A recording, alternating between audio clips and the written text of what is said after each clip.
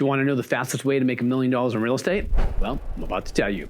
First of all, the two things you got to understand are what is a momentum play and what is a repositioning. Well, a momentum play is a deal that cash flows at closing. So when you buy the deal, the very next month, you get passive income coming in from that property. A repositioning is a deal where you're at 85% below occupancy or more, sometimes a lot more. It may or may not be cash flowing at closing, but you either have to do some repairs on the property, and you typically need to change the tenant profile in order to make a good profit. Now, you can make good money on both of these deals. Momentum plays when you're using value adds, and repositionings, just taking a property that has troubles and getting rid of the troubles and moving forward. So I've been investing since 1996. At the end of every year, if I close deals, close them on reselling, I would analyze them and determine, I would look at the numbers that I used going into the deal, and I would match them against the numbers that I had going out of the deal. If I made the money that I thought I would, kudos. If I made more money than I thought I was going to, how did that happen?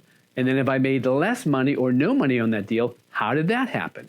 Okay, so I did this analysis, and as the years went by, I started realizing something.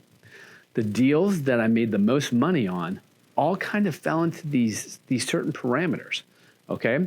And I call these deals micro repositionings, all right?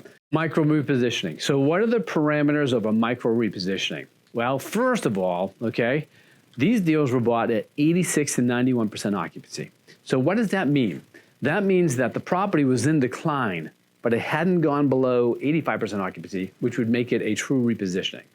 So typically what that means is the ownership, for some reason wasn't paying attention to this property, whether it be ownership or whether it be management, but this property is slipping away. And you want to grab it before it drops down to become a micro repositioning.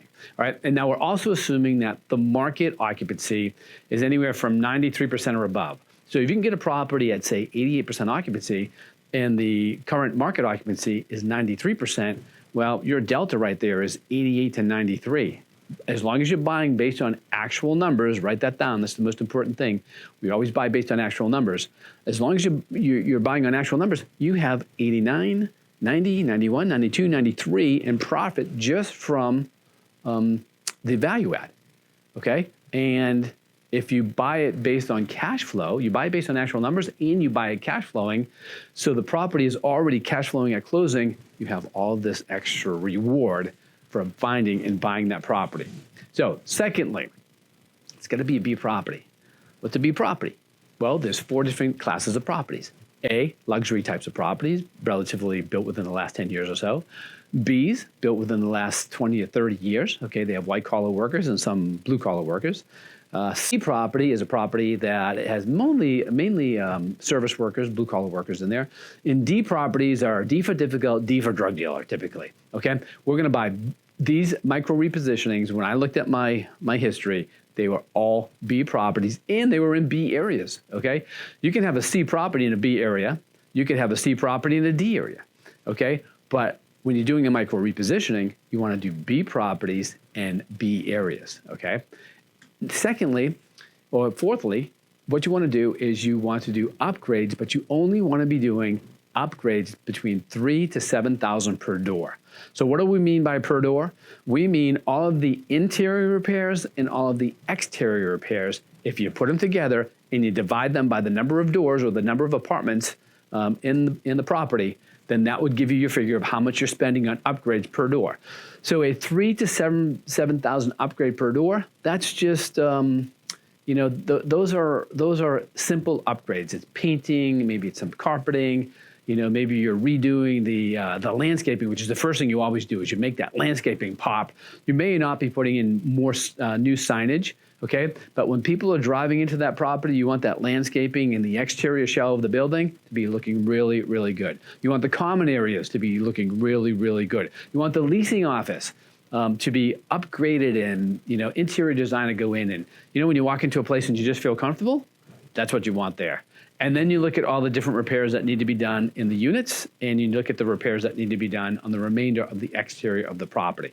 Now, the golden rule is you do not want to do any structural issues, okay? You don't want to be dealing with any structural issues on the property, because structural issues, number one, there's an unknown involved usually in structural issues. You have an idea of how much it's going to cost, but a lot of times you get a big surprise, okay? And also structural issues cost a lot more than $3,000 to $7,000 per door, usually when you're looking at them. Next, it will typically take you anywhere from 3 to 4 months to do the repairs on the property. Okay, during this time, the first thing you do are the exterior repairs to make that property pop. You can start increasing the rents. Oh, by the way, that's one other thing. Rents are below market.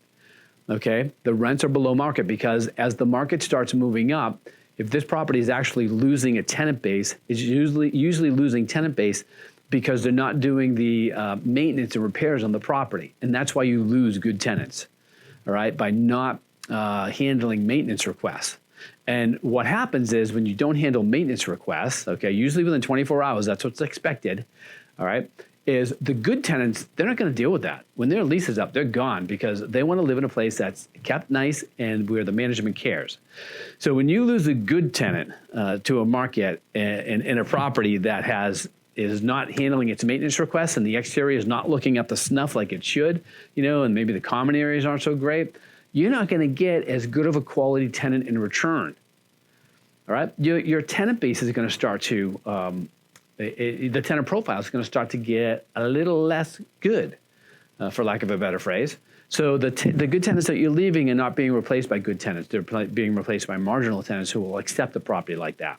Okay, so now that you've done a pop in the upgrade in the exterior, you've talked to the people that are giving their notice that need to leave or could give their notice. Okay, and you focus on the good tenants first, and you let them know that we're a new management company, we're taking care of this place, and notice the exterior repairs that we've done, and if you will release, we'll give you a bonus to release, and there's a number of different bonuses that you can give to release to good tenants, but you try to keep them, all right, and then you slowly start increasing the rents back up to market. By the time you get all the repairs done in 3 to 4 months, any new tenant coming in is going to be at market rents, and any new tenant that's renewing is going to be at market rents as well.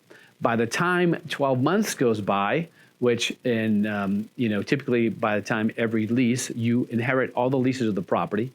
Those leases are a year long. So as they decline, as they come due, all right, you have the opportunity to release them then, okay? So it takes 12 months to either increase all of the rents to the new levels and either renew the tenants or bring the new tenants in, and then 18 months later, you've got an opportunity to refinance or sell this property for a big profit.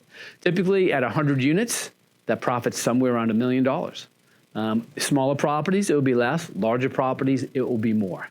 But when you start buying multifamily properties and you ascend up to 100 plus unit properties or more, you'll find that by doing these micro repositionings, you are going to profit handsomely. If you like this stuff, subscribe below, hit the bell, you'll get notified of our new videos. See you there.